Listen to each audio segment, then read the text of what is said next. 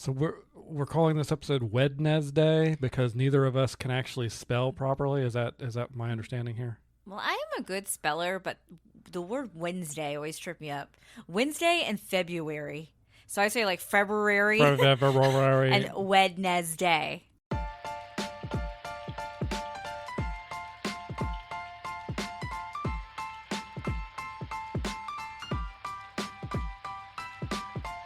Hey everybody, and welcome to We Watch TV. It is the podcast about the TV that we watch. I am Daniel. She is Hope. This is episode 113. We are here. It is so close to fall. We can almost taste it, even though it's only actually August. And what was the heat index today? It's too hot. I don't know. Back, it's too hot. It is back, feeling the feels like in the high 90s, and it stinks. But I consider really, as soon as those Mickey pumpkins go up at Disney, which they're going up at the end of this week, I'm like, it's fair game. It's true. We should derive all of our seasonal timing by what Disney does. Yes, of course. Because Halloween is not just a day, it is a season. Spooky season. It's a whole thing. And if I can, which again, I love Christmas, but if I have to look at Christmas decorations starting in, sometimes even September, I think it's totally fair that I can, as a spooky season gal, look at my Halloween decorations, as soon as the 4th of July is over. It's only fair. It's science at this point. When are our decorations going out for spooky season? My hope is to get them up, at least start pulling stuff out the next weekend. So that's about the time we did it last year. Does the goose have a Halloween costume? Not yet. The goose does have a WVU outfit that your mom bought for it at the farmer's market. But my goal is to get our goose. We got a goose, you guys. Not a real one. It's not a real goose. It's a incredibly heavy concrete cast goose. That hailed from Myrtle Beach in the 80s. That was on my grandmother's porch for, years, 30 plus years. And now is on our porch. But they couldn't find, when they were getting the goose to us, only one outfit was recovered. So that's going to be my new personality, is shopping for goose clothing. The thing about the goose that's bothering me right now is that I have my office in the basement, and I have a window. I can just see its head poking up over through the window. Could you see our skeleton when we put it out? No, he's in that corner too far. Well, you're probably going to be seeing the goose even more then, because when we get the skeleton out, we're going to scoot the goose over, because we're going to put the skeleton in the camping chair, and then we're going to scoot the goose over, and they're going to be like Halloween pals. Great. And can you please, everybody, send in a fan mail. I'm putting out the call now. I think that we have the 5-foot skeleton. I think we need the 12-foot skeleton to go. What is it? Right in our living room. What does he say in A Christmas Story? This one's going in our living room front window. It's going right in our front yard. Those are cool. We've seen them in some of the houses that we run by. They're awesome. I disagree entirely. How do I know? It took me years to convince you to finally get me a blow-up snowman. I'm going to make this happen. I am. We've seen all the Halloween decor we can get. But this is honestly, while I love a good Summerween, this is how the seasons actually should be. I truly detest that term, Summerween. It's really big in book talk. Talk. It's been a thing for a while, but it's gotten really big in book talk this year. And you're such a buzzkill. Anyway, can I go on about the seasons? Ahead. This is how the seasons should actually be. Now, while I like to start decorating for Halloween in August, just in terms of the season fall, I think that Labor Day means fall. Let's see here. I think that the day after Thanksgiving, so Black Friday, that should be winter.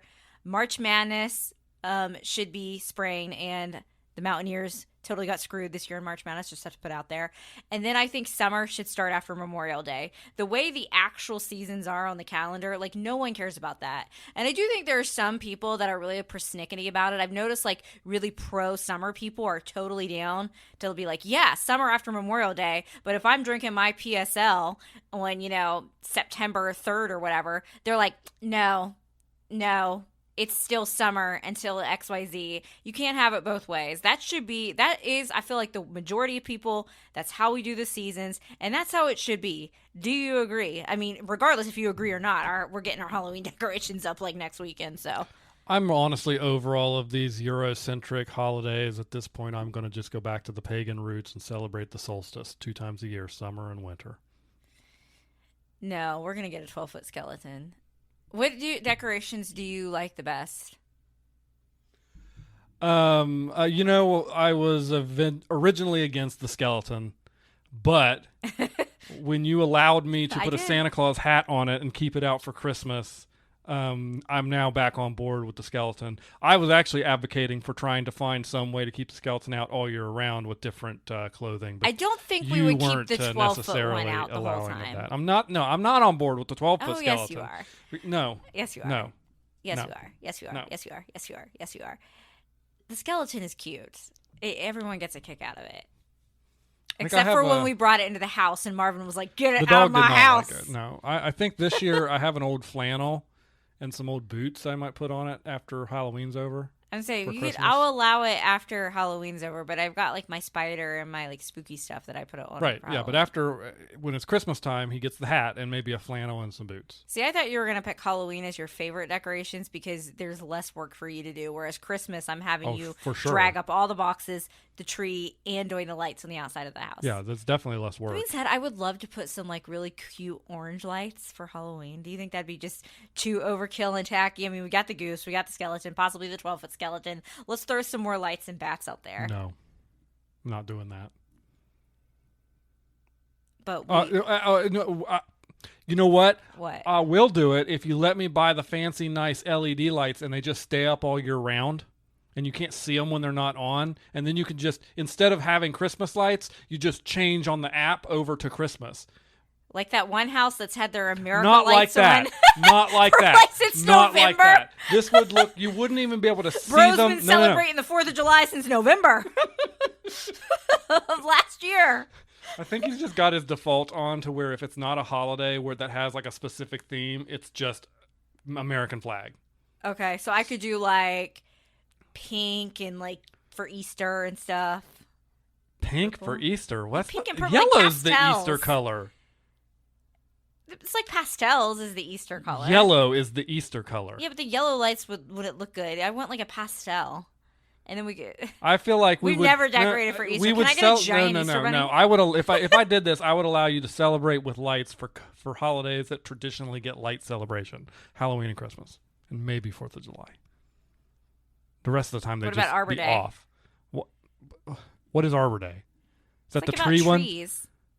Ooh, Yeah, ooh. let's waste a bunch of electricity on Arbor Day to celebrate. We could do it for like the start of college football. And I could do WVU colors. There you go. So if you let me do that, then you can have Halloween lights. And I can have my 12-foot skeleton. You would be in charge of the app. I would put them up one time, and then I would never touch them again. You know, it's really fitting that we're talking about Halloween and spooky season because I think this is this episode 113? It is, absolutely, yes. Ooh, spooky. So. Well, speaking of spooky, we did a little TV watching over the past week. Wed-Nes-Day, Wednesday, not the day, the person and the show. Netflix's Wednesday Season 2, Part 1, Collective Eye Roll, dropped last week on, what day did it drop on, Daniel? Wed-Nes-Day. Wed-Nes-Day. I'm a little annoyed. That was only 4 episodes. But the marketing around it's been good. I realized it wasn't called the Wednesday meal at Wendy's. It's called the Meal of Misfortune. I've had it twice. It comes with my normal Wendy's order anyway, chicken nuggets and fries, but then you get 2 dips of dread, and there's 4 of them. I've gotten the meal twice now, and I've gotten the same 2 every time, which is annoying, but I like the 2 that I got. Not so much the purple one, but I like the darker ketchup one. But you said I haven't. They all look gross. You said I haven't had the spiciest one. You haven't had the spiciest. But you were never a child that was whimsical and got the purple ketchup when that was a thing in the 90s. No, because that you've just always been so set in your ways. You were like born an 80-year-old. Ketchup shouldn't be anything but red. You were like born an old man, like born a senior citizen at birth. Fine. Like you're like, get off my lawn. And then it came with a Frosty that's called the Raven's Blood Frosty with like this dark cherry sauce.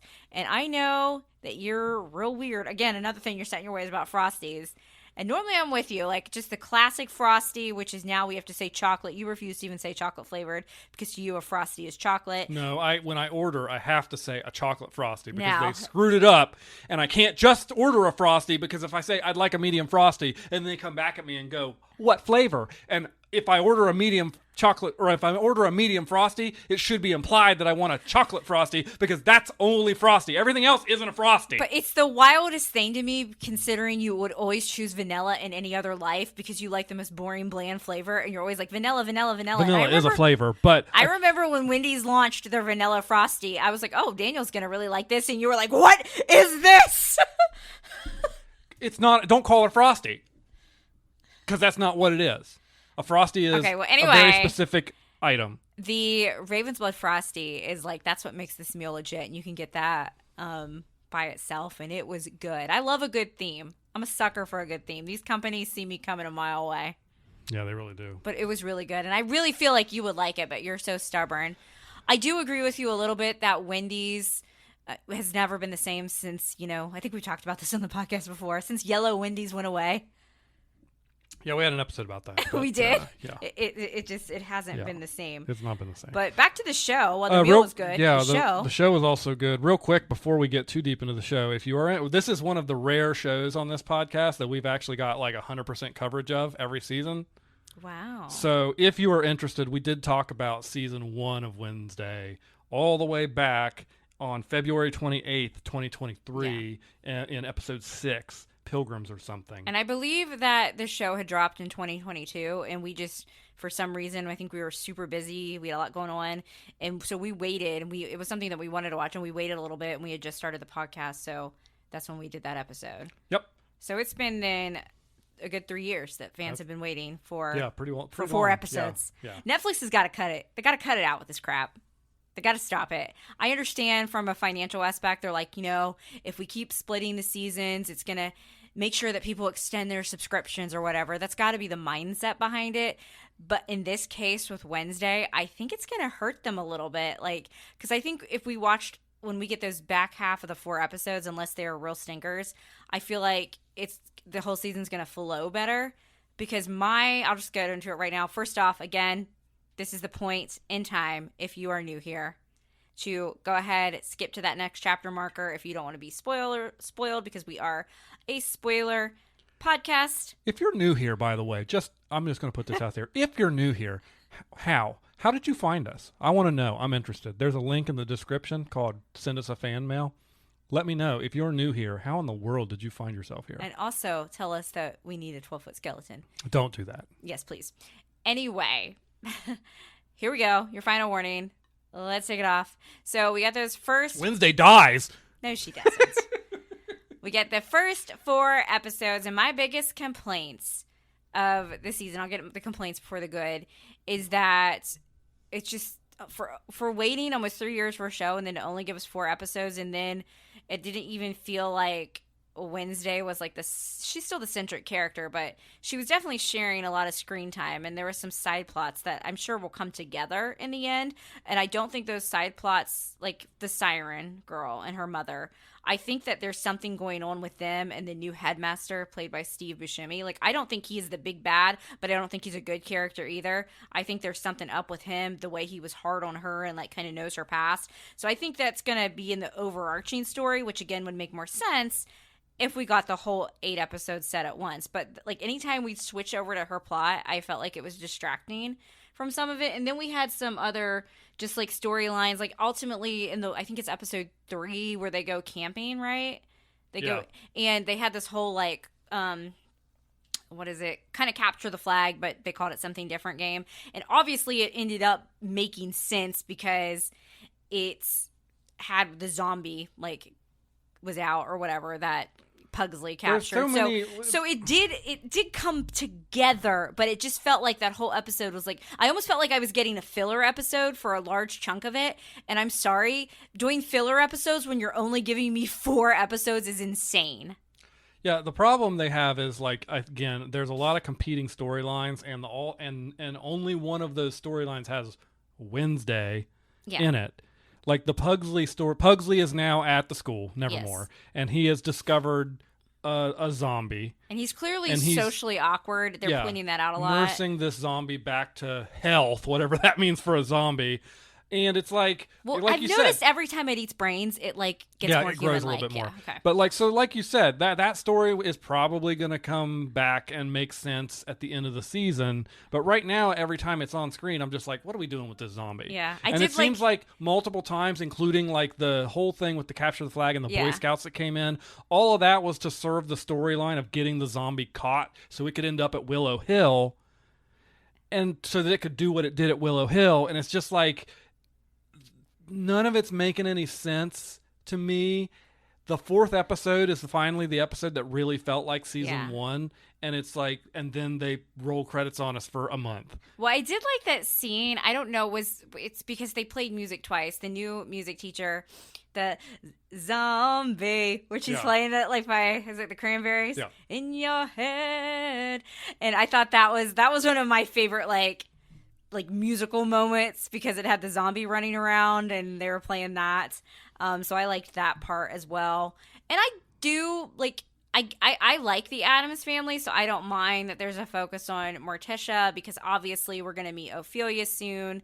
Her mother showed up. So I understand that, I'm fine. I've always liked the Addams Family, so I'm fine with some of those extra characters coming in, but just for a 4-episode slate, it felt like it took until that 4th episode to really get established into what's going on, what's going down the Wednesday storyline. Well, that thing is, for me, is everything going on with Morticia and her sister and her mom. Wednesday is a part of that story. Yes. But with Pugsley in particular, and with the Siren story in particular, Wednesday seems to just be completely aside in those storylines, and it's not obvious at any way how they're going to bring all that back together. And that's what I think makes both of those pieces, when they break off, like drag, is because when it comes to Morticia, we know kind of what's going on there and what Wednesday and her are having conflict, and that's interesting. But like the Pugsley, it's like Pugsley showed up at Nevermore and has just like been doing his own thing, and like nobody has been caring in the world about him. Did Pugsley talk a lot in the Christina Ricci I don't remember movies? him ever speaking before either. this. Right? Maybe he did, but I don't remember. I mean, I don't remember a character named Pugsley in the Addams Family, be it the old movies or last season, ever speaking. Yeah. I've not seen the 60s TV show, so I can't speak to that. Now, some criticism that they have nothing to do with the storyline, just in terms of the pacing of the show, is puberty hits. I didn't even recognize Eugene. No. Because we're only to believe, like, a summer vacation has passed, and this went from being a cute little, chubby-cheeked boy to a thin, taller, kind of braces person. I'm like, who is this? I'm like, oh, that's the bug kid, because he's rooming with Pugsley. And I also didn't much care for Eugene's attitude switch. He seemed a little like, I'm only doing Wednesday a favor. Like, he was the socially awkward boy in the first season. You'd think he'd be understanding of that. And I felt like he's been kind of rude to Pugsley. It's just odd. Yeah, I don't think that real is unreal. I don't think it's out of character. I think that certain kids, particularly if they have like a grow up period and they come to a conclusion of like, hey, maybe I can like use this growth spurt that I had over the summer to change my social setting, to then be rude to somebody like Pugsley coming in and who's just a complete nightmare of a roommate. Well, who knows? I mean, within 15 minutes of being his roommate, he's got a zombie in his bug room. That's true. I mean, there's a little call for rudeness there. I expected Eugene to be a little nicer. Now, when it comes to characters, though, Enid is my girl, so I'm going to defend her. I feel a lot of people are coming for her online, and I like that she was one of her traits in season 1 was that she lacked so much confidence, and now she is more confident in her abilities and being part of the wolf pack. And I feel like she did not handle her, teenage relationship drama well by ghosting Ajax and then, kind of starting a relationship with someone in her pack but that to me is just teenagers. We have to remember they're supposed to be like 16. So yeah, I'm not too mad at Enid. I don't know if I trust the new werewolf boyfriend. I felt like they had a good moment when they were on prank day. Like if Wednesday's little stalker Agnes, who we'll get into, kind of set them up. She could have killed them. That was weird.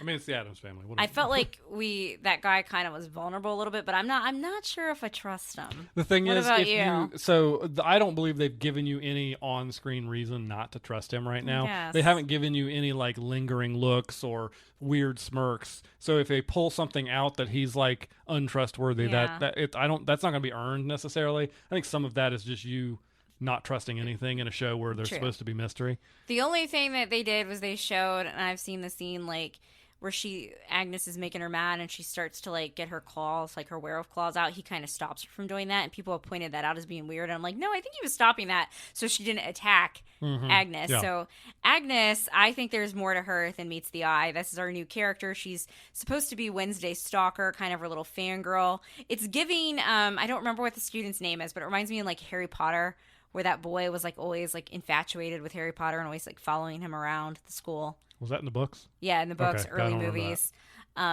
That's what it sort of reminds me of. But I feel like there is too many similarities with her and Christina Ricci. Yeah, to not have a so connection. I thought that.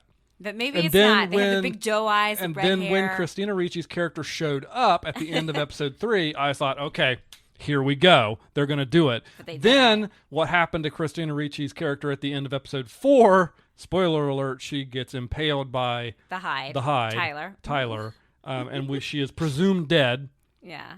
I'm starting to think that that might have been just a red herring. I'm not Maybe. sure that there was any connection there. Well, some people think the other redhead, the new music teacher Capri, that there's a connection there. I don't know. I think if Capri ends up being bad, is that her name? Her name's Capri, right? I think so. I do not know.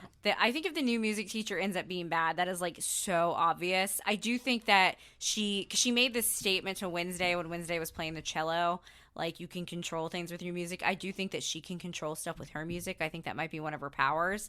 But I think I'm kind of be annoyed if she ends up being a big bad, because it's I know she had that scene where she was out of breath and they were wanting us to think it's her. But if it really does mean that she's the new big bad, I think it's so obvious. And then I'm going to have to ask Tim Burton, do you hate redheads? What's going on?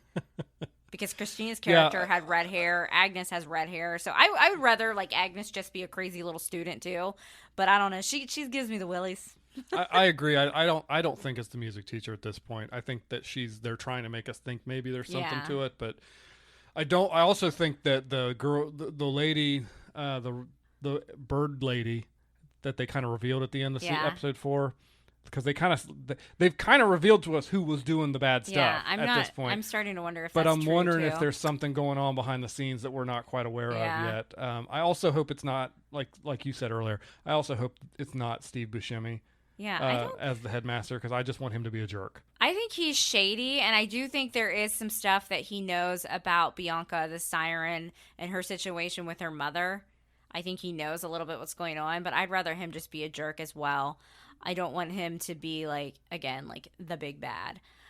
I definitely agree with you that they're I did think, and I was when the whole, because basically she's the secretary at Willow Hill, but we find out that she's supposedly the daughter of one of the doctors that was they were faking obituaries for some of the outcasts that had a lot of crazy situations, but they were keeping them in the basement at Willow Hill and doing experiments on them. The doctor got so crazy that now he is a patient at Willow Hill, and she was revealed to be his daughter continuing the experiments. I always thought that the actress, that there was going to be something up with her, but I'm starting to wonder if she's covering for the actual baddie. I don't know. Or being controlled by. Or being controlled by, yeah. I'm not sure we have that out. Because I do think that, but I did guess that she was going to come out. Did I say I'm getting my edge back? Yeah. So I mean, if you redeemed yourself. I did. You'd had a couple of big L's lately, and you redeemed yourself on that one.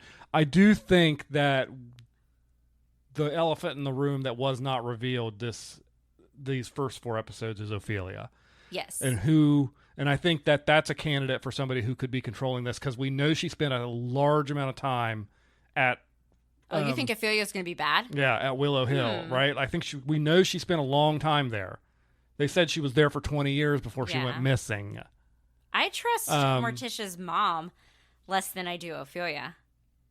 Oh, for sure, but I think I don't think she's behind it. I think there's conflict between her and Ophelia, obviously. Interesting. Because her mom's the one that committed her there in the first place. Yeah. And so I think whenever that reveal starts to take place, I think we're going to see a lot more. She's a psychic, similar to Wednesday. So she had the same thing happen with Wednesday's black tears. So maybe she's been able to master her powers, and now she can control people. I don't know. I'm just saying. I don't want her to be bad. That would kind of irritate me.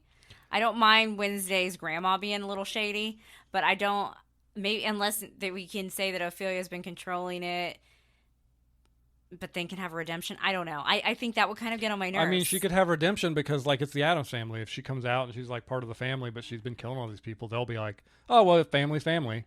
Like, it's the Addams family. Yeah. So, by the way, I want to just point out, because I didn't know this. I don't know why. I guess my brain just erased it. I had no idea it was Addams family with 2 Ds. Yeah, we started, like, the first episode, and you paused it, and you were like, oh, my gosh. And I'm like, seriously? All right. I did not.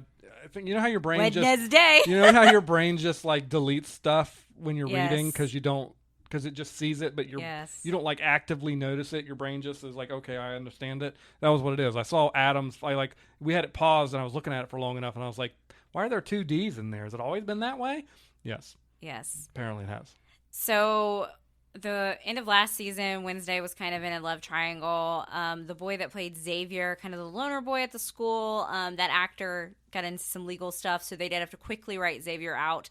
They did mention why Xavier wasn't there. His dad sent him away to another school, and Xavier kind of sent Wednesday a card about some shenanigans going on for her to be aware of and to investigate. But then the other piece of the love triangle was Tyler, the barista, and I did figure out that he was bad, like, very early on. I know. Book it. And this was before you started falling off. I fell off like one time, maybe twice. I don't remember. What was the second thing? I know that thing you do. But there was something that I really liked, and now I can't even remember. But, like, I lost my edge because I cared so much. I don't know. I don't remember. I don't remember either. Can we move on? Sure. Anyway, so at the end of season 1, it was revealed that Tyler was in fact the monster. He was the Hyde. Tyler's mother was presumably dead, and his father was the sheriff in town. His father is no longer the sheriff at the start of season 2.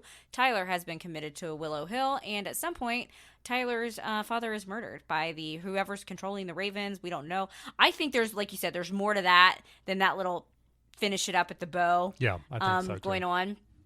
And we did get to see Tyler, and can we just say he was serving in that mental institution. Oh my gosh, they had him in the chains, shirtless. The body is tea. I was just like, all right, I still ship them. Enemies to lovers, extreme. Let's go. I think they're still good in him. I really do. But now Wednesday in that last episode, let's just mostly talk about the last episode because it was the best one. Yeah. Like you said, it felt like season 1. They make this plan to get into Willow Hill, figure out what's going on. They find out all the patients downstairs, and they rescue this woman. She's in a room that's marked like no unauthorized like entrance, like very dangerous, and she's kind of in the corner of the room. And at first I was like, oh, is this Ophelia? Because we knew Ophelia spent time there. But then as you think about it, Fester, because Fester was there, yeah. He kind of got himself committed to help Wednesday figure out this mystery. He didn't seem to recognize her. And then it was later announced that Lady Gaga is going to be in this season of Wednesday. So I think Lady Gaga is going to be Ophelia. And I think this woman is Tyler's mom. Oh, I think agree. She is alive. I think that's how we can, presume that. I think they want us to maybe think it's Ophelia, but like you said, but now when Fester you put it saw together, her. He would have known what Ophelia looks like. And I believe people are saying in the comics Ophelia was blonde too, which would make sense with Lady Gaga. So I think that's what's going on, and with like the whole Fester not recognizing. And there's this scene at the end where, after Christina Ricci's character, gets offed by the Hyde, allegedly, aka Tyler. Allegedly, we didn't really see the body. Where Wednesday and Tyler do come face to face at once. I think he's already in the Hyde form, and they stare at each other. And then our final scene is Wednesday being tossed out of a window, landing on the ground. She's not going to be dead. They already show that she's in a coma. So I think they say something like in the trailer for season 2, like, she's always dreamed of something like this, a near-death coma, like our little girl is, just as the Addams family would do. But the inclination is that Tyler in the Hyde form knocked her out of that window. I don't know if I'm clowning because I still ship them.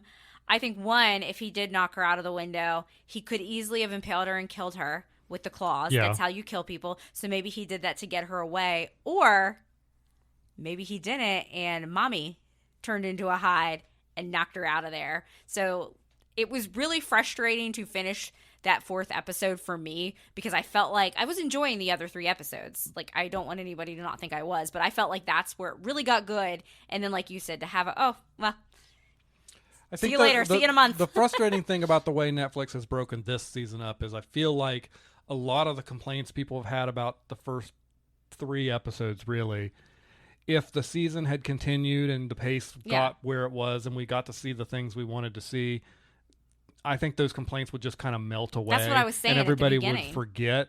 Yeah. But because they've like made us have to sit here with these 4, it's going to make everybody think season 2 probably isn't as good. Or, the next 4 episodes, the last 4 episodes could come out and it could suck and be the same way and we don't care. Or they'll be great. Yeah. But I think that's the conversation that's been struck by the fact that they are breaking it up. That's kind of what I was trying to articulate at the beginning about like my main complaints is I don't think I would have these complaints if I had gotten the season at once. So we're definitely on the same page there. Sure. But, I'm glad it's back. I enjoy it. I do think fans are, we're allowed to have a little bit of beef that we waited like 3 years and we just got 4 episodes. So at least they're not making us wait like 6 months for part 2. It's September 3rd. Which will probably be another Wed-Nes-Day. Yeah, it's rough with these shows, like getting them in this frequency. And yes, September 3rd is a Wed-Nes-Day. I do think that, this show probably got affected by the strike just like a bunch of other ones did. But still, this show came out in 2022 and we're getting in 2026. That's almost 4 years of a wait. That's a long, and particularly when you're talking about a show with a bunch of actors who are supposed to be in high school. Mm-hmm. That's the amount of time they would have been in high school between just like seasons. The Stranger Things kids are all old. Well, don't get me started on that. But Eugene was the biggest tell. Like Jenna Ortega was already an adult woman, basically filming. So like she's gonna be able to still look the same, kind of same for Enid. But like it's the younger ones that you're like So I don't know. I know there's not much we can do about it. This is the state of television these days, and I'm certainly not advocating for going back to 26 episode seasons where the actors are exhausted because they're filming for 9 months of the year. Give me the 20 plus episode seasons. Give me filler episodes. I'll even take it. And only the summer break, well fed. I think there can I think we can find a happy medium between 8 episodes and 26. There's numbers in between there we could have that would allow you to have the flexibility of This just shows how that we were excited that like one of the shows we were streaming, we were like, oh my gosh, it has like 10 episodes and we got excited about it. That's insane. Yeah. The thing is, what they're doing, and I complained about this on the Summer I Turned Pretty when I was talking about last week, is you can't give me these short seasons with these long breaks and still give me filler episodes. Sure, exactly. I think filler episodes are great for character development in those long seasons, but no. Like, I love a good Star Trek filler episode in Next Gen or something. Of course you have to work Star Trek right? in. But I'm not so accepting of filler episodes in Strange New Worlds because I know I only get 10 episodes. Well, let's go back to Wed-Nes-Day. Okay. Wednesday. There's some theories online about Lurch being the one that controls it because he has the same eye. I don't believe that. Lurch has always been loyal. Lurch is always just Addams Lurch. Family. Sorry, that's just what that is. And then there's other people that are like, why is Thane always reacting so weird to the zombie? And I'm like, do you like people thinking that Thane could have like been the zombie's original hand? And I'm like, I think that's stretching it a bit. I don't. Yeah, if they go that direction, I'm not a fan. Because the zombie is a former student of the school. And I guess they didn't really give us a time frame about when he was a student, so maybe it's possible. But Thing has always been an Addams Family thing. I do like that Enid built Thane a little house, and we know, in their apartment. but we know for a fact that Thing was around when Gomez went to Nevermore, so he's been around with them for a while. Do you like it that I did? I loved it. It was perfect. I do wish we had more Enid Wednesday scenes, but I think the reason they're separating them right now, it makes sense for the plot because Wednesday had that vision of Enid dying, and she's trying to save her, And I'm not saying we need to have romantic scenes between them, but I love their friendship. It's just a classic case of, opposites. And I think that brings out such a good side of, like, Wednesday that you don't normally see is her friendship with Enid. And then it's always funny and creepy when Wednesday smiles. We've seen her smile for Fester, and then she smiled with Grandma. Yeah. And it's like, you had to, like, pause the TV. You're like, she's smiling. Yeah, it's weird. And Jenna Ortega does a great job making it creepy and weird. So, question for you. Do you think that Tyler can be redeemed? I mean, anybody... Yeah, sure, he could be. I mean, he certainly had problems with Christina Ricci's character. Yeah. So he's clearly not being controlled. And he could have actually fully killed Wednesday. Yeah, he's not. By impaling her, and he didn't. He's not being controlled by her anymore. He is truly acting on his own will. Or Mommy Dearest kicked him off the thing. Yeah, we don't know what happened in there. We didn't. Some people think Wednesday is technically controlling him, but she doesn't realize it. I don't agree with that. No, I don't think that's the case. So, could he be? Yeah. Will they? I don't know. I don't really know that I care. All right. I know you just want it for the ship. I do. I like the ship. So that's it for Wednesday, Wed-Nes-Day. I just spelled Wed-Nes-Day. Wed-Nes-Day. For anybody who's struggling. Your PSA.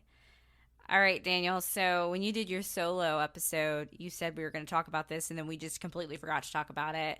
But we watched another movie, not at the theater, at home, a sequel, many years in the making, Happy Gilmore 2. And I can say to you that if Adam Sandler did not have that deal with Netflix, we would have seen this at the theater, because I love the first Happy Gilmore, and I do love a lot of those early, stupid, ridiculous Adam Sandler movies like Billy Madison, The Water Boy, of course, like OG Happy Gilmore. They're funny. I enjoyed them. And yeah, we forgot to talk about it. Not because it was forgettable, we literally our brains were broken. It was exactly what I thought it was going to be for the most part. Ridiculous, stupid, hilarious, but a really nice way to turn off my brain and enjoy some nostalgia. That's my review of Happy Gilmore 2.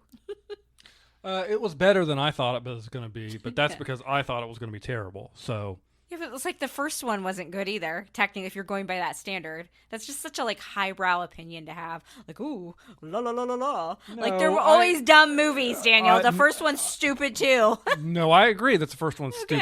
stupid, but sometimes you're going to see a stupid movie. I thought they were going to just basically repeat the first movie in this movie, and they did repeat some beats, but they also made some choices with some characters and did a few things that were interesting that I appreciated, like the first couple minutes. Yeah, the first couple minutes. Let's not spoil this one for everybody, but within 5 minutes, the choice they made with one character, I was in all of a sudden, because I was like, oh wait, they actually did something interesting. That this one character too, Julie Bowen, also known to most people nowadays as Claire Dunphy from Modern Family, was working hard for Adam, doing all the press tours, and doing more interviews than he did to hype the movie up. So my jaw just about dropped.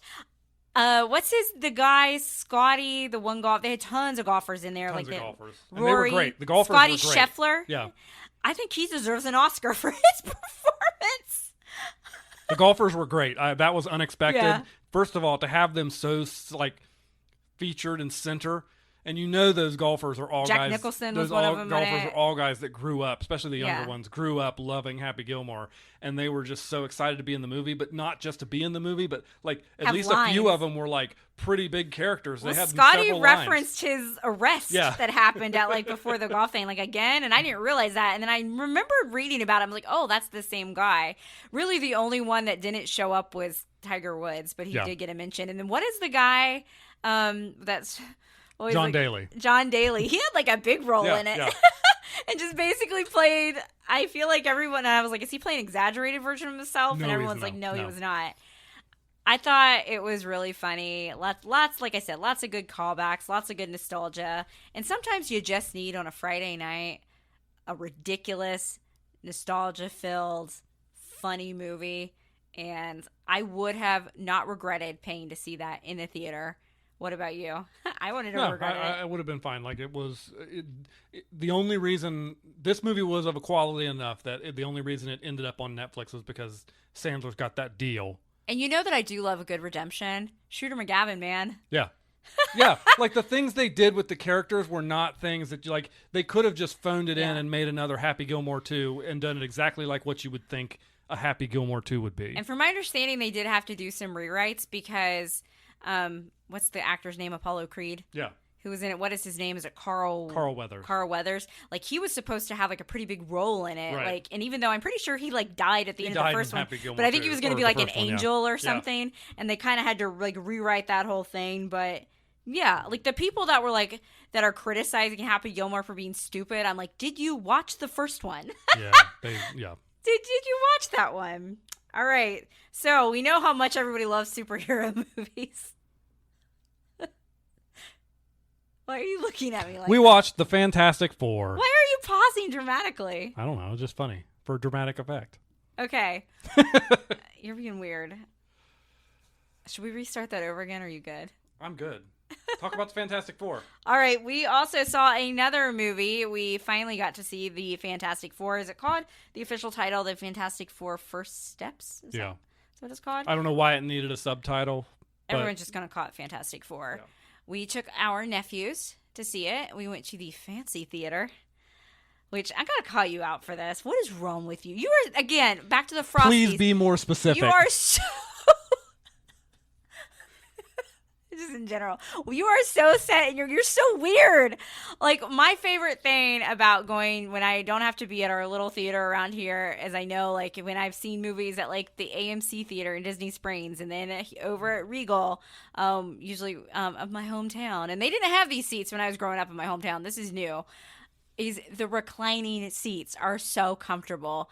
I love being able to recline. One, I can't sit in the seat at our theater without my feet dangling, so it's never comfortable for that. And if somebody sits in front of me, I can't rest my seat on the or my feet on the seat in front of me.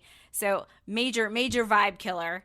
And I think the seats at our theater, they do need to be shampooed a little bit, but I love getting to recline, to get cozy, to get comfy. I have plenty of space in my seat because they're clearly meant for big people, right? Like, there's plenty of space. Like, I could fit probably another Hope with me in the seat if I wanted to. I look over.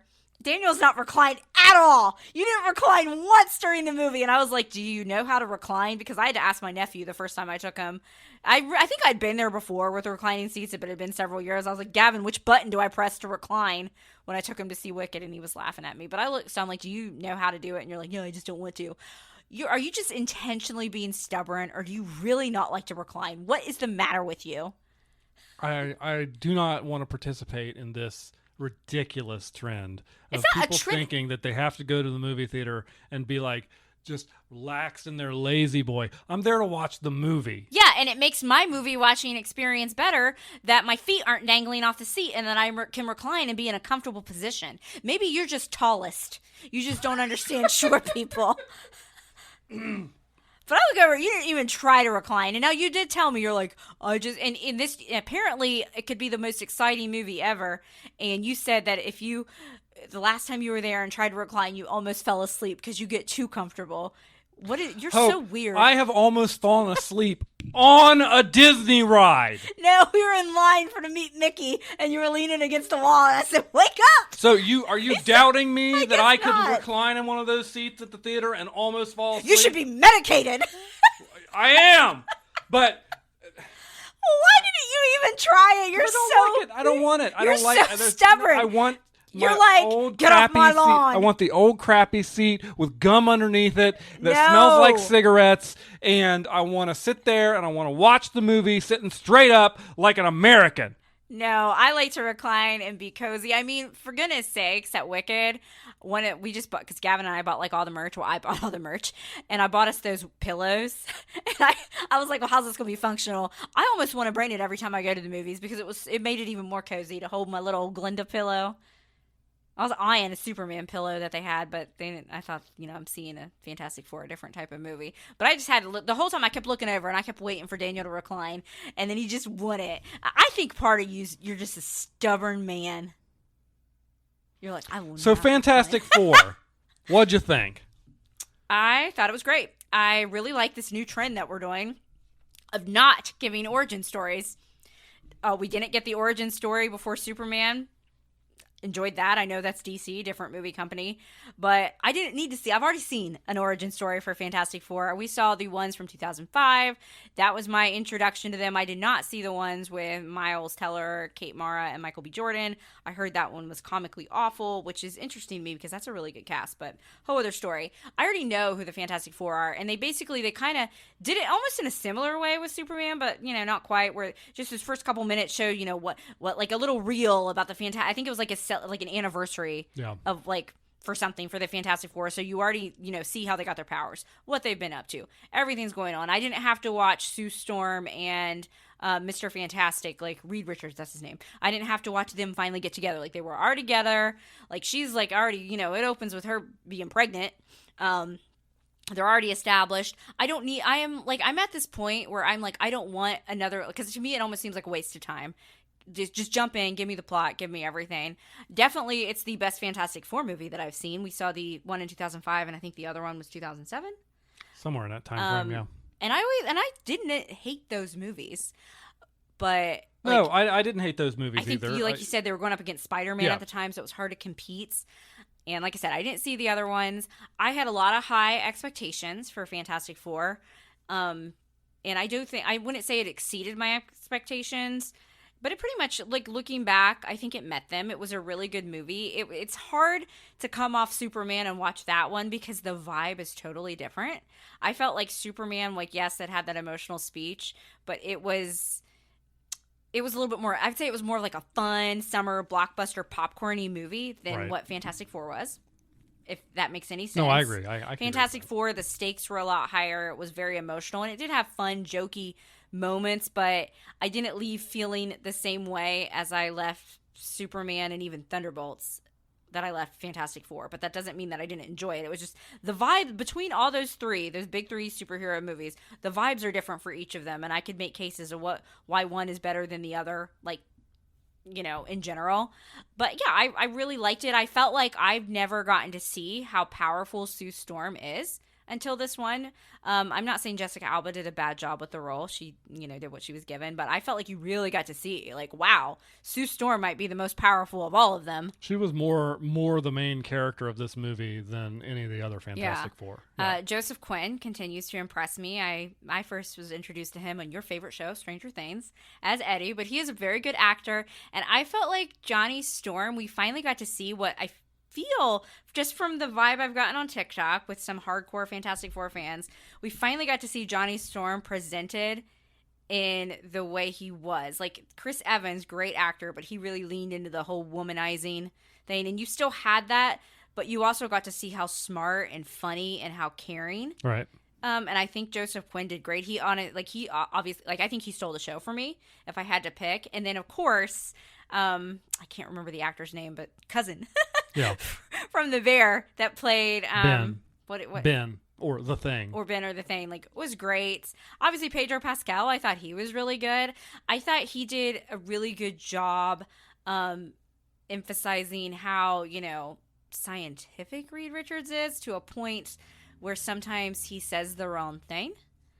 That's part of Reed Richards' personality. Yeah. Like, he just says, you know, the scientific thing, the logical thing, and doesn't really take in consideration feelings. And that's clearly can be a conflict in his marriage with Sue, because we have the whole plot about basically... My boss wants to buy my baby. Yeah. What is the Galactus? Galactus. That's the villain, and is basically saying, like, I won't destroy your Earth if you give me your baby. So they have that whole mission. They come back down, and he, like, just tells everybody in their press conference, he's like, and we said no. And I'm like, it's clear to me that you're not on the other Earth with the other people, because they would all have been like, you know, F them kids, and, like, would have been going after that baby. And I'm just like, for my PR brain, like, what are you doing?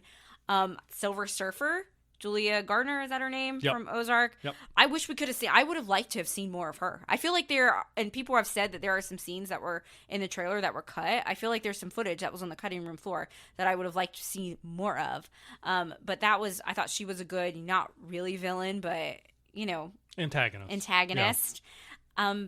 I really enjoyed it. I didn't expect to cry. I definitely cried. They had you there at the end. Like, I thought that, yeah. They drew that out. I'm not going to fully go into what happens, but I really thought, like, oh, wow. Well, so they drew it out to the point where, because let's like, everybody, I know me, you know me. Yeah. I walked into this movie knowing exactly what happens at the end and like the post-credit scenes. You do, because you have no chill. They drew that out at the very end of the movie long enough that I'm like, did I misunderstand what I was seeing in the post-credit scene? Like, because they kept going, and I was like, thought maybe it was really going to happen. Wait, but they pulled it back. The post-credit scene was great. It definitely sets up Doomsday, which is, I believe, that is the next Marvel project, correct? And we get to learn, and I've since done some Googling about how powerful Baby Franklin is. Clearly powerful enough to resuscitate another. You could almost say that this movie was, in fact, a origin story, just not of the Fantastic Four, but of Franklin Richards. Maybe. I think that scene at the end of Thunderbolts, that post-credit scene where you see the Fantastic Four ship, I feel like originally people thought that maybe they were leaving their Earth to come. I don't think that. I think the only person related to the Fantastic Four is Franklin, and I think it's Franklin and Doctor Doom On that ship. Yeah, I agree with you. And I think we're that's going to what's happening. have the other members of Fantastic Four trying to jump Earths to come find them, because they like their Earth looks like they're in the 60s. Are they necessarily in that? I'm a little fuzzy Doesn't on matter. that. Don't worry about it. Don't think about it that way. I do like, in terms of aesthetic vibes, really reminded me of Disney's Contemporary Resort. Their hotel, which I love. At one point, you looked at me, you were like, "This is the music from Tomorrowland," and I'm pretty sure you're right, because if it's not, it sounds exactly like it. Yeah, it's pretty close if it's not. I liked all of that. I thought the costuming was good. I thought, like I said, I thought everybody did a great job. It was hard to come off of Superman and then see this, because it was such a different tone and movie. Mm-hmm. But it wasn't like dark and depressing in the way some other Marvel projects have been. Like, yes, it was emotional. It just, when I say popcorn, I'm not like demeaning Superman. Like Superman, I came out like, oh, woohoo, like so much fun with all the music. Yeah. Whereas this one, I came out thinking like, all right, what's next for Marvel? Like, what's going on? How are we going to get, from point A to point B? So that's kind of my thing on it. I'll let you talk about it, and then we can rank them. I'm pretty similar to you. I enjoyed the movie. I thought it was good. It's really difficult for me to say this is the last movie before the Avengers Doomsday and go, am I excited for Avengers Doomsday? Because sure, but then I also I can't ignore all the other casting information that we've heard about at Avengers Doomsday. We're getting another cast announcement too. Yeah, and so it's like, I feel like I'm worried about Doomsday a little bit. Well, I'm worried about it, because I'm worried that, I think one thing you said to me about the Fantastic Four, and I agree, was this is the first Marvel movie in a long time that you could just walk into, and this is your first Marvel movie, and you would understand what is going on. You don't have to watch any of the shows, any of the movies. You could walk in, and like Thunderbolts, you have to understand stuff. This is one you could buy a ticket, not know anything about Marvel, and enjoy this movie. And if this was leading into Doomsday, and it was essentially almost going to be an extension of this movie, similar to how the first Avengers movie was an extension of just those small handful of movies going in, I think it would make more sense. But the cast already announced, plus the potential another round of casting announcements, and the rumors of all the people that they're not going to announce and just going to let fly out there, has me a little worried about that movie being a mess. Supposedly Robert Downey Jr. actually was on set as Dr. Doom for that. That also, I have my own thoughts about all of that. There's a whole other theory. That's for another day. I'm not in board with it. If any of that stuff is true, I'm still there. Let me put it this way: they're going to have to prove to me that was that Robert Downey Jr. as Doom is the correct choice. But this movie was good. I liked it a lot. Yeah. I think it was probably a bright spot in. I enjoyed Thunderbolts too, and we'll get to that in a minute. But I think this was a bright spot in what's been up and down in Marvel movies over the past couple years. Excellent assessment. I think that definitely Franklin is going to be a huge part of Doomsday, and that's why they chose to tie it in with Fantastic Four. I think that's got to be it. Why they did that. If the rumors about what happens in the Avengers movie after Doomsday, the Secret Wars movie, where essentially that's going to end with a big reset, I think Franklin might be the key to all that too. Well, because he's like super powerful. So I really hope that they announce Wanda in the next set. Please. Don't hold your breath. You know that they're going to kill my babies. They're going to Loki is coming back. Bucky's going to be in there, and I just know I'm going to have to roll up to Kevin Feige's house and be like, "What are you doing?" He just always gets rid of my favorite characters. It's super annoying. But I think definitely people, in terms of movie prices, superhero fatigue, because Superman's not doing as well at the box office as I thought it would, because that's when I think of superheroes, I think of three as the heavy hitters before I knew anything about Marvel. I think of Batman, Superman, and then Spider-Man, which Spider-Man is Marvel. Those are the three, and I felt like that would make more than it did. So I think it's a combination of somebody. I watched this whole TikTok where this guy was like, "Are we at a place in time where, that era of everybody, being the superhero movie, the next big thing to watch isn't a thing anymore?" I don't know. We'll see. I still like it. I still want to watch them. I'm excited. But I do think that people have fatigue, and I think Marvel fatigue is big right now. Sure. Oh, yeah. And totally understandable from my perspective. I get it. Especially this second at the post Endgame world where like if you're not paying attention to what's going on Disney Plus, you're going to be missing some stuff, and not everybody wants to commit to that kind of stuff. I went to a movie with one of my friends when we saw the most recent Ant-Man, and I had to like lean in and explain to her a lot of stuff that she did not know because she didn't watch like the Loki show. She's like, "What is this? What is going on?" I also think you can't convince me, like, is it Kang in Disney? Yeah. In the Marvel stuff, like he was supposed to play a bigger role, and clearly they've had to do some rewrites for that. So that's not on them. We'll see. So, Daniel, when it comes to, because again, counting now, I don't think Thunderbolts was after Memorial Day, but we're just still going to count it as a summer superhero movie. We've got Thunderbolts, we have Superman, and we have the Fantastic Four. Your job is to rank them personally, what appealed to you personally, but then how you would rank them for an average moviegoer. Because I have different rankings. If that makes sense. Would you like me to go first? What do you think? This pains me. Do you want me to go first? No, I'll go. Okay, go. No, I'm monologuing. Okay, I see. This pains me to my very core. But it's Superman, Fantastic Four, Thunderbolts. For you personally? Yes. Really? Because that's not you. What's really interesting is that you put Thunderbolts in the 3 slot. When we talked about Superman, you said you like Thunderbolts better than Superman. But I've had time to think about it. You and had I time change to my mind all the time, and I am So not only did you bump, just inconsistent from day to day, which is I guess just so. who So I that's am. your personal and what you think for everybody else.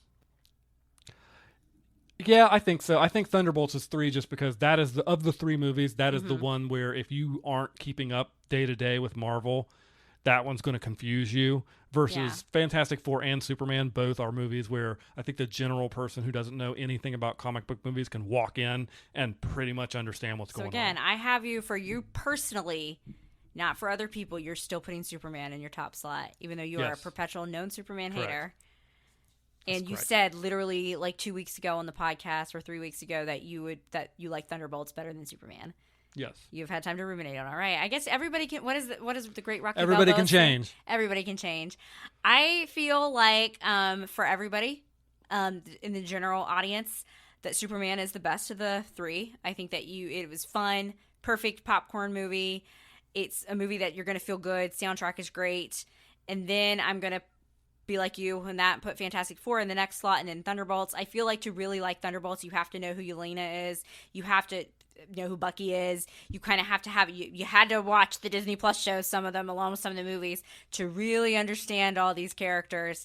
So I think if you were a casual movie person, you'd be like, what? I don't understand. I'm so confused as to what's going on in Thunderbolts. And then when it comes to me personally, I don't know. I really feel like I need to rewatch the Thunderbolts hopefully it'll be on Disney Plus soon, because I love Thunderbolts. It was a great movie. I loved it. Yeah. I thought it was a great look at mental health. I have a soft spot. Like, Bucky's one of my favorite Marvel characters, right up there with Loki. I love Yelena. I thought it was hilarious and so funny, and I laughed so much, and I really wish it was getting more love. Oh, it's just so hard for me because it pains me like it does you too. I don't know. By the way, me saying that Superman is in that number 1 spot doesn't pain me because I'm like this. I'm not engaged in this DC versus Marvel war that everybody else is really interested in. I don't care. It was a good, fun movie. Then why did it pain that had you? a fun? Because I'm not a Superman fan. That's true. I never have been a Superman fan. Superman is a problematic hero for me because because of how good he is, and the flawlessness of him is a problem for me. But I did enjoy that movie, and I thought overall it did a really good job with what it was trying to accomplish. I think I'm honestly, to make my final decision, I might have to go back and rewatch them all. But it's so close. I really did like Thunderbolts though so much. I think I might take the unpopular opinion and go Thunderbolts, Superman, Fantastic Four, but they could easily, in the brain of hope, which changes all the time, they could easily be interchangeable. That's how much I liked Thunderbolts, you guys. Again, putting aside my personal things, I go Superman, Fantastic Four, Thunderbolts. They were just each movie had its own vibe. 2, 3, and you know what? I'm happy that we had 3 great superhero movies to enjoy this summer, and that they all 3 made me feel different things, and that I enjoyed them all. Same here. Okay, so last week we promised you Hope did watch a show on Netflix by herself, The Hunting Wives. Yes. Recommended to me by you. I recommend shows to you all the time that I have no intention of watching. You were like, hey, I've heard this show's crazy and weird and like really trashy. And I'm like, no, say no more. It seemed like exactly, to me, what I saw on TikTok was like exactly the kind of a show you'd be interested. So I was like, hey, watch this. And I did see one clip of it where I'm like on TikTok and I'm like, okay, this might not be a show about wives whose husbands hunt. They are hunting wives. So it's based on a book, which I did not know. And now I want to read the book. I hate that I watched the show before the book. Ugh. I want to read the book now because I'm sure I heard the book's like even more insane. And it's in Texas, a small town in Texas, which I guess they filmed some of this in Charlotte, North Carolina, like some of the exteriors from the homes. Kaylin, if you're listening, did you see any production from this show? I want to know. I think there's other people in the Charlotte area. Did you see this? They must film a lot of stuff in Charlotte sometimes because I know they do a lot of Hallmark stuff there. They always film shows set in one place in another place when they could have easily just filmed in the place that it was set to begin Friday with. Night Lights actually did film in Texas. It was always annoyed me that they made a Mothman movie and they filmed it in Pennsylvania instead of Point Pleasant, West Virginia. But that would ruin our traffic in our one street town. Well, I didn't live in Point Pleasant when they did that movie, so I didn't care. Okay. Anyway, this show it checks all the boxes. It is trashy, but like in a good way. There are bad wigs, which I think we talked about wigs in the last episode. Do you wear wigs? But it all fits. It's Brittany Snow is in this. She's known for John Tucker Must Die, a little show called American Dreams that I used to watch when I was in high school. She's also a bastard from the North because of her last name. No, Snow. you know her from Pitch Perfect. It's a joke. It's a Game of Thrones joke. I know that. I'm choosing to ignore it. I don't know how to pronounce her name. Mylon something. She plays kind of the main. I think Brittany Snow was sort of the main character, Sophie, but then she plays like Marjorie. I think they call her Marjorie. Maggie is what her family calls her, but I think it's like Marjorie of the show. Whatever. I just know her as like, oh, that's like the main, like Mrs. Banks. I'm Mrs. Banks. The accents aren't great either, by the way, people. She is in 27 Dresses. That's where I mostly know her from. She's done other movies, but as you did point out, and you were correct, I knew her from Watchmen. Watchmen. So she's done a lot of like movie type roles, but this is the first time I feel like I've seen her on a TV show. So it's got those two are kind of the leads. Super Gavin shows up, Dermot McRoney, whatever, the fancy man. The fancy man. He plays a rich guy running for governor in Texas.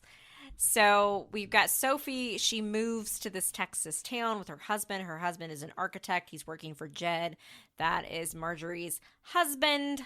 They go to it kicks things off right away. They're like, we're going to a fundraiser. And she's like, what's the fundraiser for? It's for like an NRA party. Cannot make this up. And we find out too that like her husband won't let her drive.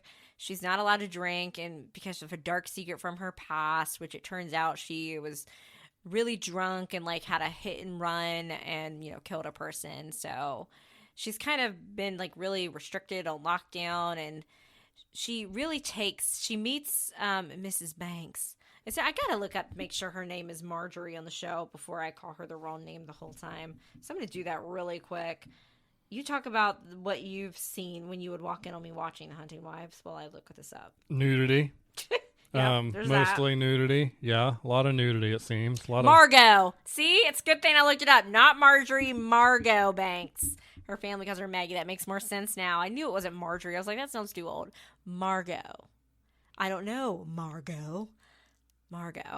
It seems like every time, it doesn't matter what show you're watching, if there's a love scene or nudity and I'm not watching the show, I happen to walk by while that stuff's on TV. While that stuff's on. Watching The Hunting Wives. Come on.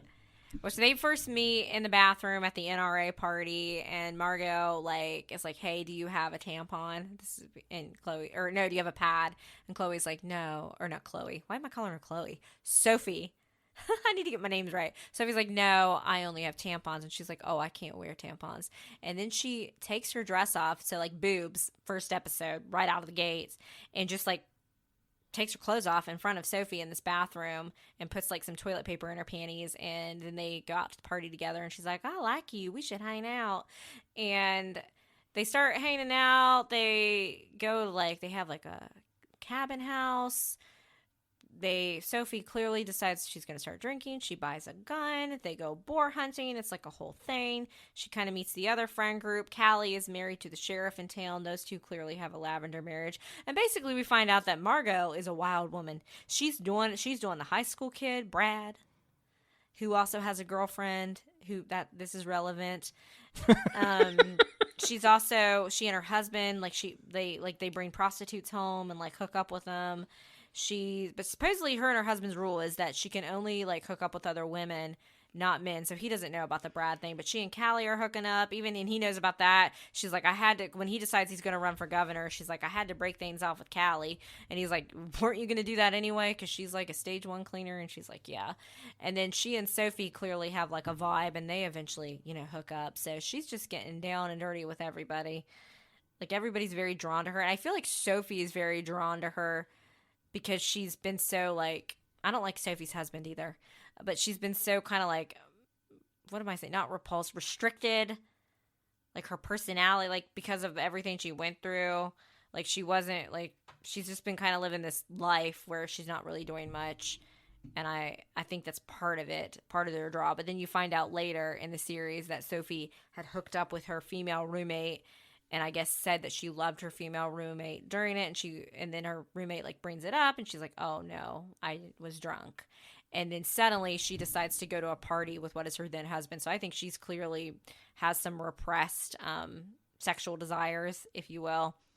I think you could sum that show up with that statement. A bunch of people with some repressed sexual desires. They're not repressed, they're all acting on them. True. But they're doing it in secret. Like none of them feel like they can be out in the open with. So I feel like that. So. Well, part of it, like the whole thing is that they're in Texas. They like the guns. They're pro-life, and then one of the big plot points comes up to be like later, like abortion. Nancy Grace shows up on the show, y'all. When you told me that, you said Nancy Grace. I said, oh, like an actress. I was like no, like Nancy you were. I Grace. thought you were saying like somebody playing a Nancy Grace like character to the point where it basically was Nancy Grace, but no, it was actually Nancy Grace. I had to pause the show. I was like, oh my gosh, Nancy Grace. So they have a creepy youth pastor. Pastor Pete, the whole thing. So we go back to Brad. That's the high school boy. They made it a point to say he's 18 like 50 times. I'm like, I bet this started before he was 18 though. Ugh. And his girlfriend Abby. And at first I thought by the first couple episodes they show this blonde woman getting shot in the woods, and I thought it was Sophie, Brittany Snow's character. I think that was intentional. Yeah. A little bit of a mess around, because it is later revealed very early on, but it's revealed that it is Abby Jackson. So we have the death of this girl. We're trying to figure out who done it, basically. At one point they have, and again, we are a spoiler podcast. Please jump to the next episode and go watch this trashy, amazing show. Here's your warning. So again, we have this thing that comes up where Sophie can't find her gun after one night of doing Xanax and partying and drinking, and she's like, where's my gun? And Margot, I think had like, she was also, hooking up with Brad at the same time. They had another high school boy over there. She and Sophie hooked up this night. It's a whole thing. So we find out eventually where they found a murder weapon in the case, and it's the gun that Sophie bought. And her husband's like, you bought a gun and put it in our house and didn't tell me about it? He's like, you don't even know how to use a gun. And she's like, yeah, well. He's like, that's crazy. So she gets framed for the murder of Abby. And then there's later, as we were getting towards the end of it, there's actual even footage of her talking to Abby in the woods, which if they get a season 2, I'm going to need this addressed. They're saying that she was blackout crazy, not trying to remember. I kind of figured who the murderer was early on. I thought it was Margot. I was right. But they end up thinking, because they do the classic case of they want you to think maybe it could have been Brad. I never thought it was Brad. Maybe it could have been Brad's crazy mother, Jill. Insane. This woman, this is where it really, like, she is, talk about mom, like, the boy moms are never going to beat the allegations with women like Jill. Talk about creepy. I can't even talk about when they have a flashback where her son is born, what she did when she started breastfeeding, but she like walks in on him like in the shower when he's like 18-year-old, and she's like, oh, it's nothing I haven't seen before. She kisses on the lips. It's creepy. The whole vibe is weird. So they have you, and you know that she doesn't like Abby. So I'm like, I was like, they want us to think that Jill did it. Yeah. Which means she didn't. But Jill did kill Abby's mother, because Abby's mother showed up with a rifle at Jill's house ready to shoot her. And then Callie ends up shooting Jill, because Jill or Margot and Callie walk over to figure out, because they start suspecting that Jill is the one that was the killer, and they walk in and they find Star, Abby's mom, dead on the floor. And then Jill's like, she aims to try to shoot Margot, and then Callie shoots her, and then right as Jill's dying, she's like, you cunts. I had to stop and pause the episode there as well. I feel like it was like 1 a.m. at this point when I was watching. You didn't know this, did you? No, I didn't know. So it's just that element of it. And then we find out that it was Margot, because guess what? They make you think that Abby had an abortion from Brad. We find out all along the reason why she couldn't wear tampons at the beginning of that first episode was because she had an abortion, and Abby knew about it, and she killed her in the woods about it. And like, I really think that Margot was like a sociopath. Like, she's just insane and very manipulative of everything, but also just such a character people are drawn to. So Sophie finds out all this. As far as I know, she never goes to the cops or anything. It just kind of ends. Like, I don't even remember like exactly how it ended. Like, because I really don't. I'm trying to think. I don't think Sophie goes to the cops for it at all. Well, they got to leave that door open for season 2. I guess so. Maybe, like, and the cops are very unhelpful. Like, they were just trying to pin it on Sophie anyway. But we had this, they also tried to make you think it was the pastor. It turns out the pastor was creepy, and it had been kidnapped one girl that they said was missing at the beginning of the season. She had been living in his basement for like 6 months, and he was the one that shot one of the other cops, and then he captured Abby's friend. So that was like a whole red flag, and they're like, oh, well, maybe he killed Abby. No. So there was a lot of elements: murder, mystery, like, doing it a lot, guns, and Nancy Grace. It wasn't bad accents, but it was one of those shows where every episode I was ready to click play on the next. Like, it was that good. Thank you for recommending it to me. Wow. That was weird. It was You're really welcome. weird, but so good. Okay, well, that brings us around to a couple things we've been watching. Of course, everybody here is aware we've been watching The Summer I Turned Vulcan. The Summer I Turned Pretty and Star Trek Strange New Worlds. Both of those just got one episode over the last week that we've watched. Anything in particular you wanted to point out about one of those two shows? Yes, it was the best episode of The Summer I Turned Pretty to date. We finally got Conrad's point of view, and Team Jellyfish, y'all are cooked. Because you even watched a little bit with me, and you were like, oh, she needs to be with Conrad. You said that. Did I? Okay. And so it was a great episode. It's clear to me who Belly has a connection with. I do not like the thought of Denise and Steven getting together, but I'm sure they will. But I have hope that Steven and Taylor will be in game. And it was just really nice to finally see Conrad's point of view, not to see these useless side plots. Because again, I don't want filler episodes in short seasons. Strange New Worlds, great, loved it. We had the whole Leon and Spock kiss. They absolutely addressed that. Chapel knows about it. So we got ourselves a little awkward love square thing going on, and all those people had to work on a mission together. And you loved it. And I loved every second of it. And I'm just excited for more Star Trek. Did you have anything particularly? The only thing I wanted to say was I am interested the way they're keeping Captain Batel's story going instead of just putting that away and moving forward is interesting to me. And it does feel like they're weaving that story towards a big something. I don't know what it's going to be. It's been a really good through plot. Yeah, but it's a through plot that they've kept going, and this episode in particular, I think, really added a level of intrigue to it. Absolutely. Why does this ancient being that was trapped in this temple suddenly know that she's got a Gorn inside of her? Like, that is intriguing, and I'm interested to see how it plays out. My complaint of that for opener episode was, well, they tied that up with a neat bow, but they didn't, and they're really going for it. And yeah, I'm excited for that as well. You know what I'm not excited for? What's that? Bachelor in Paradise. Same. This season is just, it's a mess. Some of the, now that they're in the game portion of it, we've lost some of the Goldens. I can't even remember who. I think Leslie and Gary left. It's just, because Gary doesn't know how to gamble, and so he lost it for himself. So all the men are absolutely terrible, it's except bad. for some of the Goldens.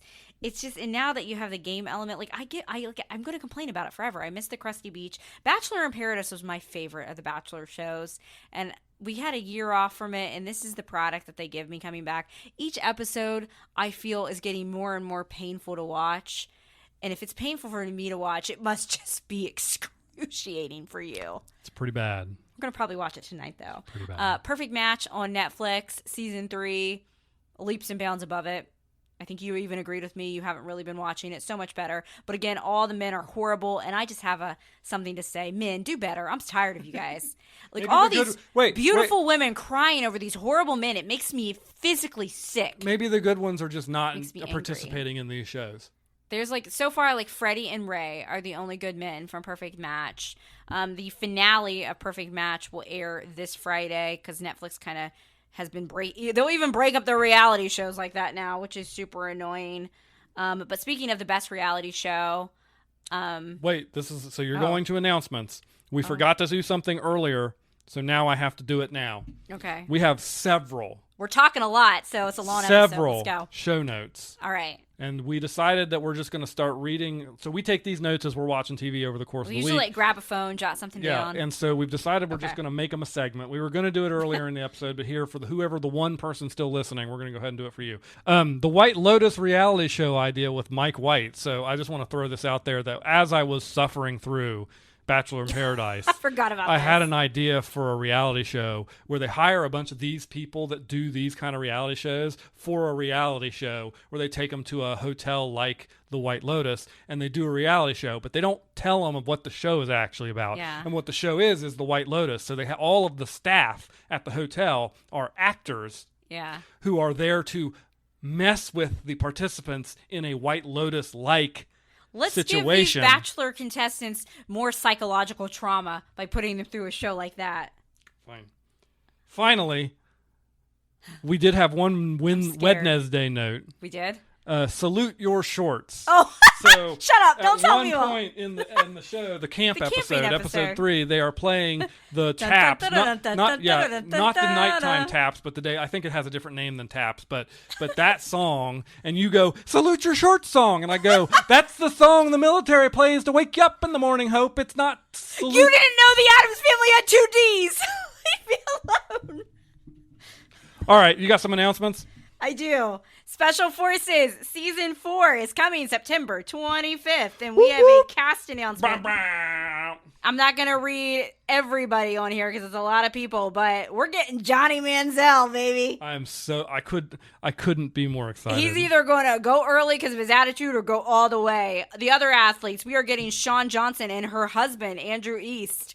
We have another husband pairing of Eric Decker and Jesse James Decker. You know her from Dancing with the Stars. You do not like her. Let's see here. Jussie Smollett. That was an actor that kind of had some controversy a couple years ago. Who else do I know on here? Nick Young. Another athlete. One of your favorite memes. I know, one of my favorite memes. Cody Brown from Sister Wives. Are you serious? He better go early. I'm not going to be able to stand it with him. I can't wait for one of the guys to yell at Cody because he is the most egotistical, terrible person. So I'm very excited for that. There's a girl called Brianna LaPagely or something, and I think she's known as Brianna Chicken Fry on TikTok. I have no idea who this woman is, but apparently she had a lot of controversy going on, and they say she's going to bring some drama. But those are, let's see, Teresa, am I saying her name right? Gaitis? I don't have the list in front of me, so how could I possibly know? You're not good at pronouncing stuff either. Yeah. She was on Dancing with the Stars, but she's also one of the Real Housewives. I think she actually did time in prison or something. So we have our cast out. We'll probably do a full-blown analysis of each person from that cast as we get closer. But you were just asking, when am I getting Special Forces? Well, now we have a date. We also have a date for My Life with the Walter Boys Season 2 on Netflix. There's just something about a brother love triangle that signed me up Sign me up. It comes back August 28th. I don't know if Netflix is going to be stupid and give me the split season because they haven't said anything about that. And then Only Murders in the Building, season 5. I feel like we have not really seen a trailer, but it is supposedly launching September 9th.